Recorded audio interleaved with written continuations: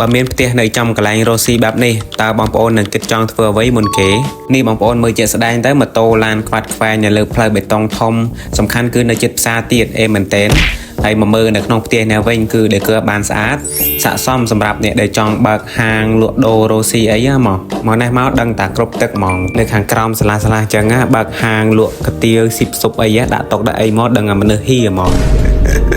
អានឹងក៏តែជាយោបល់របស់ខ្ញុំណាបងប្អូនចង់យកធ្វើអីធ្វើទៅស្រេចលើបេះដូងបងប្អូនទីតាំងគឺនៅជិតផ្សារដើមកន្លែងក្នុងទីរួមខេត្តសៀមរាបចម្ងាយប្រហែលតែ2គីឡូអីទេពីតំបន់ Pub Street និងផ្សារចាស់នៅជើងលើនេះគឺជាបន្ទប់គេងដែលបន្ទប់គេងសរុបទាំងអស់នឹងមានចំនួន4បន្ទប់ហើយមានបន្ទប់ទឹកនៅខាងក្នុងនឹងស្រាប់មានវេរ៉ង់ដាមើលទេសភាពពេលល្ងាចអីថ្ងៃលេខ sunset អីគឺកប់សេរីបងប្អូនចង់បានតាក់ទងមកដល់ការគុណមកតម្លៃពិសេសងាយមានលក់អីណាយីផ្លេចមួយទៀតណែទំហំផ្ទះ7ម៉ែត្រកន្លះគុណនឹង19ម៉ែត្រណាបងប្អូនចាប់អារម្មណ៍អីតាក់ទងមកដល់ការគុណរាទ្ធីណាលេខទូរស័ព្ទ Telegram មាននៅលើវីដេអូនេះអរគុណជម្រាបលា